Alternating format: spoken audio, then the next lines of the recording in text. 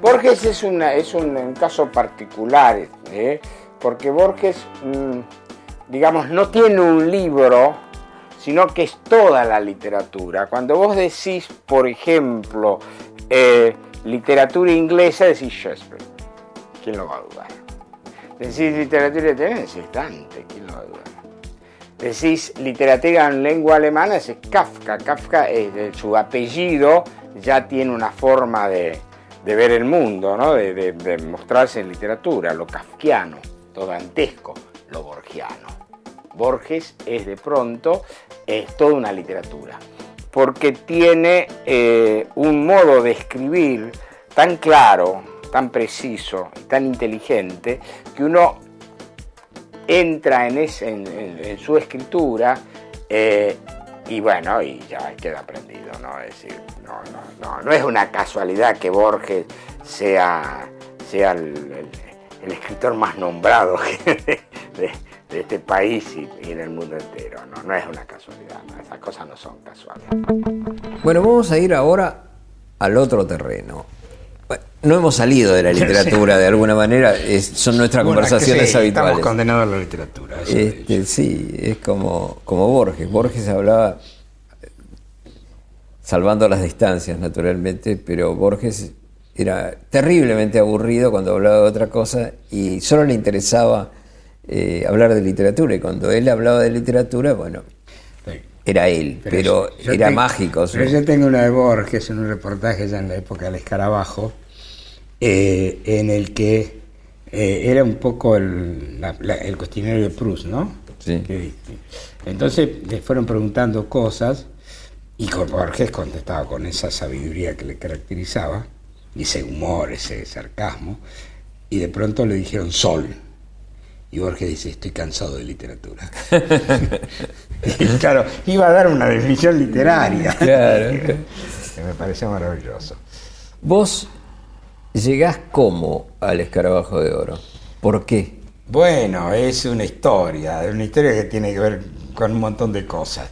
Yo a los 20 o 19 años, por un amigo, alguien, no, lo tengo medio en difuso, pero no sé por qué, pero yo ya estaba vinculado a la literatura, escribía cosas y demás, pero tenía que buscar un lugar donde caminar. Entonces esa profesión, en aquella época, y vos sos de esos tiempos, no había estaba la universidad para estudiar, la facultad para estudiar letras, pero a mí eso no me interesaba. Y entonces, vos querías escribir, yo no teoría. Claro. Entonces me inscribo en una escuela de periodismo que estaba en la calle Córdoba y Callao, me acuerdo. Y ahí, digamos, bueno, lo más cercano a la literatura es el periodismo. Entonces, bueno, y ahí de paso abrirme camino hacia una claro, porque además en esa época no había universidad de periodismo. No había universidad, el periodismo no era una materia en la universidad, había que hacer el camino y remar el camino, y entrar a una redacción, empezar a trabajar en las noticias, en ¿cómo se llama? Sí, en las teletipos. Lo primero que te hacían era picar teletipos. Y a saber hacer café. Sí. Bueno, lo cierto es que yo me meto ahí y ahí había una rubia que me gustaba, entonces me quedé más por la rubia que por el periodismo. Después terminamos siendo novios un tiempo. Pero ahí empiezo a escribir. Y recuerdo que me pasaron dos cosas divertidas. Una de ellas, un profesor que era, no me acuerdo qué materia rendía, pero era cerca de la sociología, pero no era sociología. Pero me dice, leo algo y me dice, ¿cuánto ar que hay en usted? Y yo no tenía la menor idea de quién era Roberto Ar. Sí. Pero claro, uno tenía que... Entonces le digo, sí, por supuesto. Y cuando terminó esa clase, fui volando a Fausto, que estaba en Corrientes, 4 o 5 cuadras donde estaba allá, Corrientes, Uruguay, por ahí, o Talcahuano, y entró José Luis, era el viejo vendedor de Fausto. Digo, Roberto Ar, ¿qué tenés? Y fíjate qué curioso, ¿eh? De Ar estaba el Juguete Rabioso, el Juguete Rabioso, Los 7 Locos, El Jorobadito y Aguafuertes Porteñas. Todos de edición de Losada, y no había otro libro, estaba todo agotado y no reeditado, lo cual nos lleva a decir que en el año 58, 59, Roberto Ar no era un autor que le interesaba a las editoriales. Una vez vendido, listo. No estaba ni el teatro, ni el amor brujo. No. Yo recuerdo que a mí me pasó que leí Las Aguafuertes Porteñas porque en la librería de Héctor Janover empecé a leerla ahí porque acababa de salir una edición. Exactamente. Y empecé a leerlo, me gustó y lo compré. Pero así, de absoluta casualidad. Sí. Bueno, yo me lo llevo todo en la época esa que uno compraba crédito en la librería. Me llevo todos los libros a casa y empiezo a leerlo. Y me doy cuenta, claro, que estaba en un escritor formidable. Y me doy cuenta que ahora entendía porque Ar era el Dostoyevski porteño. Yo era muy lector de Dostoyevski, entonces toda esa carga dostoyevskiana la había puesto en mis elementales trabajos, y ahí había descubierto. Entonces, bueno, ahí entró. Ahí había 2 chicos que querían sacar, juntos conmigo, los 3, una revista literaria. Y entonces yo, que ya era lector del Escarabajo, del Grillo, pero entonces ya estaba el Escarabajo. Claro. Entonces, el Grillo de Papel se fundó en el 59. 59, exactamente. Yo lo llamo a Abelardo, me presento y digo que me gustaría hablar con él, porque, bueno, nos encontramos en la Comedia.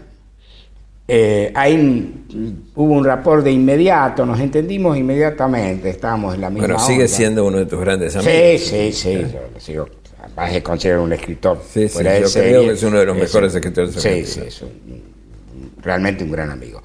Y entonces nos empezamos a entender, y Abelardo me dice, ¿por qué? Me estás diciendo de la revista que querés sacar vos. ¿Por qué vos y tus otros 2 amigos no se incorporan al Escarabajo? Porque la revista que querés hacer vos es una especie de copia del Escarabajo. Yo sí, realmente, yo estoy con esa línea. ¿Por qué no venía a trabajar el Escarabajo? Me parece perfecto, le digo. Le fui a decir a los otros de clausuraron de traidor. Y ellos querían sacar su revista. Le digo, a mí no me interesa sacar mi revista, a mí me interesa estar en una revista. Entonces yo me fui al Escarabajo, la revista de ellos no salió nunca. Bueno, me hice prácticamente en el Escarabajo de Oro, en la revista El Escarabajo de Oro. Mirá qué vieja revista, El Escarabajo. En algún momento tiene que haber algún cuento mío por acá seguramente. En agosto del 62 para mi cumpleaños, mirá. Es decir, yo cumplía 22 años y publico, por acá tiene que estar, por lo menos estaba anunciado en la tapa. Arriba en el altillo, acá está. Este es el primer cuento que publico.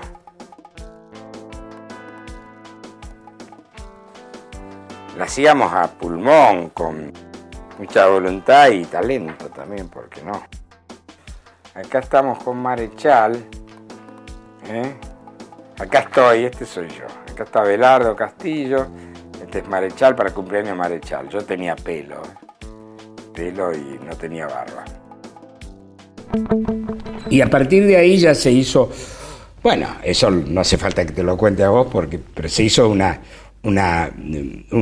vida entre la literatura y la vida, unida permanentemente, donde lo que decías de Borges, no hacíamos otra cosa que hablar de literatura, pero mientras jugábamos al truco, mientras nos enamorábamos de bellas muchachas, mientras leíamos, es decir, era la literatura. Y nos juntábamos todos los viernes a leer nuestras cosas. Sí, leíamos. ¿Qué era? Yo siempre digo que era una especie de Taller prólogo literario. o de preámbulo de lo que ahora son los talleres Los talleres, literarios. sí. Porque hay que ir a leer y criticar. Sí, yo recuerdo que Abelardo Castillo de pronto te leía un cuento entero porque había cambiado una coma. Sí, sí, y te sí, lo volvía a leer el cuento entero porque había cambiado una coma. Bueno, yo le digo a la gente de taller, cuando viene y dice, pero este cuento ya lo leí 2 veces y lo vas a leer 20 veces. Claro. Ayer justamente estaba trabajando con una chica que te había traído un cuento muy bueno, pero le digo, mira, es un cuento corto y en un cuento corto tiene que estar perfecto. Tiene que ser perfecto. Entonces le puse Continuidad de los Parques, Cortázar, le digo, Continuidad de los Parques, y no le sobra ni le falta nada. Digo, así como está este cuento, es un buen cuento, pero es un buen cuento del montón. Si vos lo trabajás, vas a sacar un cuento excepcional. Y bueno, entonces es lo tenés que aspirar. Es el sentido que tienen los talleres. Nosotros no hemos ido a talleres, Sí, sí, entonces. sí. No Pero hemos- teníamos, Pero me acuerdo, teníamos- por ejemplo, nos destrozábamos. pero yo me Eso acuerdo sí, a Costantini, que era severísimo, terrible. jamás le gustó un cuento mío, pero yo leí un cuento y me daba, y ojo, me servían sus críticas, porque me daba. Yo me Yo acuerdo. recuerdo con Humberto Costantini, que es una personalidad que aparece Sí, en los sí. reportajes que hacemos aquí ahora, muchas veces, primero porque lo he admirado muchísimo y lo he querido mucho, Sí, era. que murió en el 86 y que de quien éramos muy amigos. Cuando yo les presenté mis primeros poemas, me dijo, eso es una basura, Sí, sí. hace otra cosa. Pero así, Sí, sí. que Bueno, yo me sentí desolado. cuando yo leí el primer cuento en A lo mejor hoy me diría lo mismo, pero... Cuando yo leo el primer cuento en el Tortoni, que lo tenía Abelardo como estamos sentados vos y yo ahora, lo termino, el cuento se llamaba Arriba en el Altillo, y yo consideré que era el mejor cuento a partir de Chekhov, Quiroga y Borges y Cortázar, era lo mejor que se había hecho. Y entonces lo termino de leer, hay un silencio total, y Abelardo me mira y me dice, este cuento es, y me está dando una palabra irreproducible. Y lo cambiaste todo. Pero me dice, no, hay una cuestión de orgullo, me dice, pero acá hay un cuentista. Y me marcó 2 o 3 cosas, 2 o 3 pautas que yo ni las había tenido en cuenta, que era lo que indicaba que era un cuentista, que eso lo hace un cuentista, esto lo hace un cuentista. Entonces, tenés que corregirlo. Digo, bueno, voy a ver si lo corrige. Estuve 6 meses corrigiéndolo, lo llevé, lo volví a leer y después se publicó en El Escarabajo. Vamos a la pausa de nuevo.